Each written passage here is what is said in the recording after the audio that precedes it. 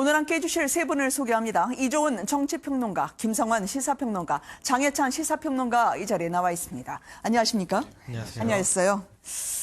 전두환 전 대통령의 광주 재판, 이 법정 안에서 벌어진 뒷이야기들이 속속 공개가 되고 있습니다. 자택으로 바로 가지 않고요. 병원을 또 들린 이유는 무엇일까요? 오늘까지 상황을 정리했는데요. 영상으로 먼저 보시고 오겠습니다. 광주 시민들에게 시민대 사주만 의사 있습니까?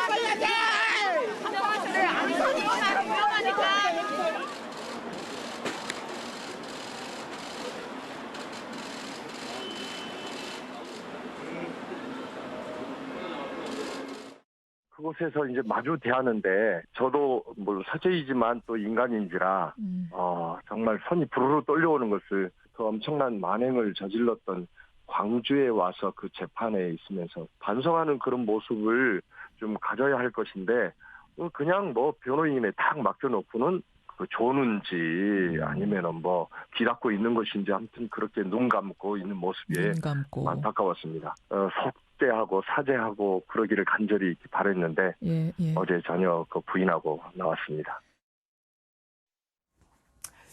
아무래도 전두환 전 대통령 같은 경우에는요, 12시간 반의 외출, 이게 힘들었다는 것을 병원 행으로 대신 표현하고 싶어 했을까요?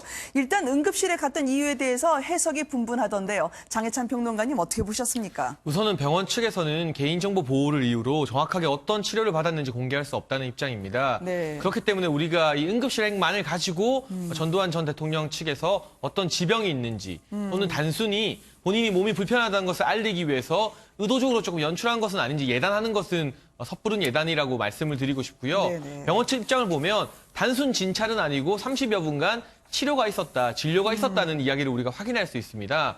그런 것을 보게 되면 단순히 건강 점검보다는 평소에도 아무래도 이제 연세가 있다 보니까 네. 병환이 있는 부분에 대해서 점검하면서 진료를 한 것으로 보여지고 그러나 병원에 머무른 시간이 약 30분 가량이기 때문에 네. 8시간 왕복 이 광주까지 오가는 일정에서도 그렇게 크게 특별한 이상이 있었던 것은 아닌 것 같다. 이 정도로 간단히 요약할 수 있겠습니다. 네, 고소인인 고 조비오 신부의 조카 조영대 신부는요, 사과 한마디라도 들으려고 들어갔는데 전두환 전 대통령이 눈을 감고 있어서 기회를 놓쳤다고 하던데요. 김성환 평론가님, 이게 여러 번 졸았다, 그게 맞나요?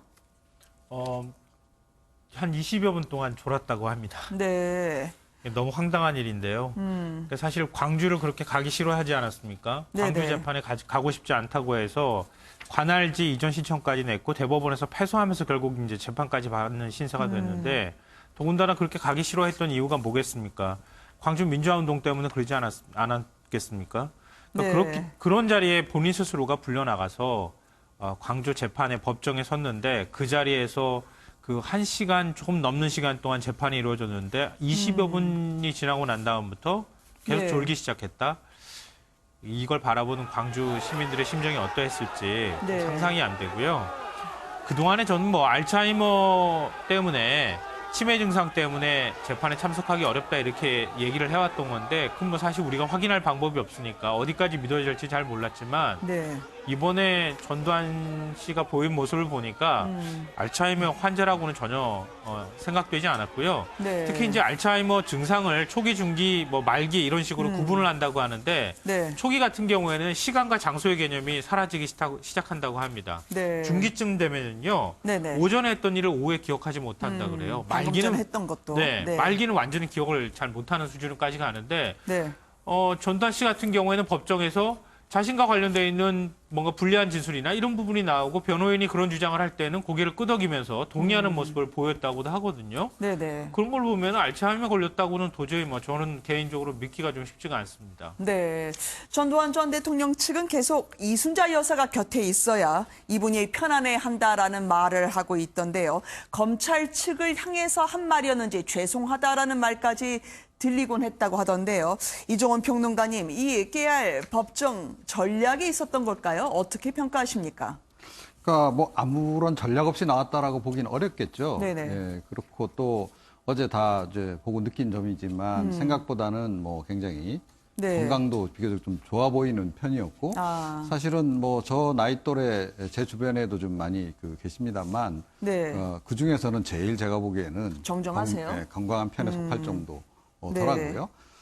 그렇고 또 그 이순자 씨 이 모습도 보니까 뭐 네. 나이에 비해서는 연령대에 비해서는 비교적 굉장히 건강한 모습.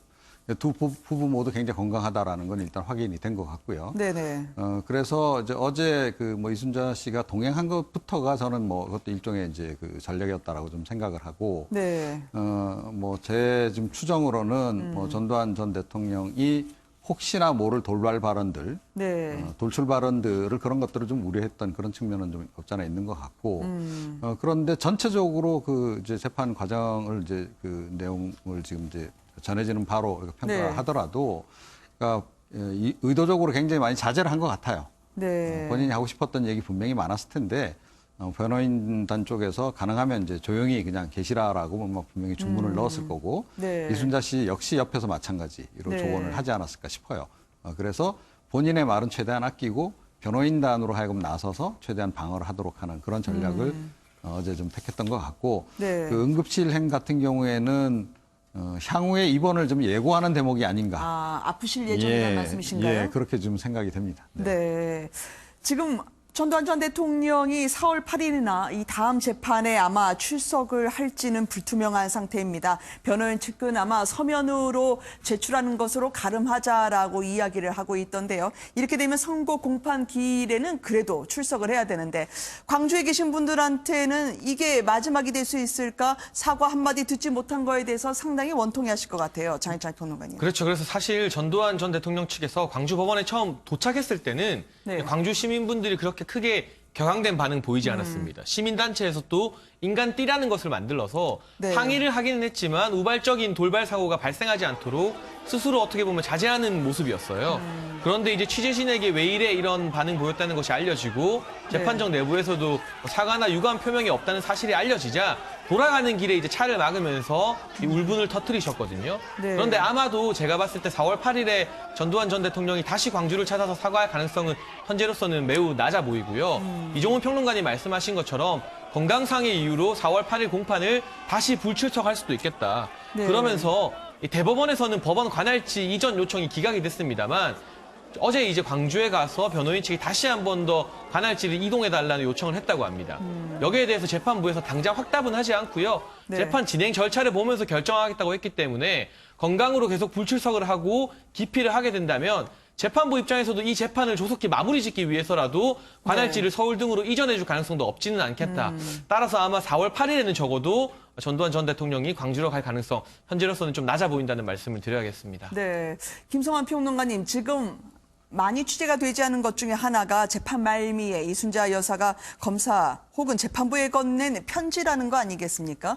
어떤 것을 노린 거였을까요?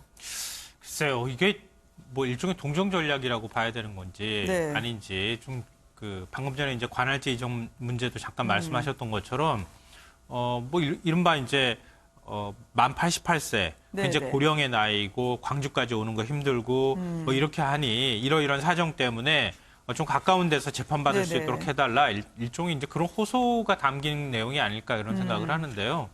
근데 뭐 좀 그런 생각이 들었습니다. 광주 내려가는데 아무 문제 없었잖아요. 네네. 내려갔다 와서 뭐 지금 경호원하고 그리고 취재진이 포토라인이 무너져서 막 그 몸싸움 벌이는 와중에서도 그걸 자기 본인의 힘으로 밀쳐가면서 차에 탈 정도의 뭐 정정함이나 이런 것들로 볼 때 광주에서 재판받는 것이 별 문제가 없다는 사실이 확인이 됐고요. 네네.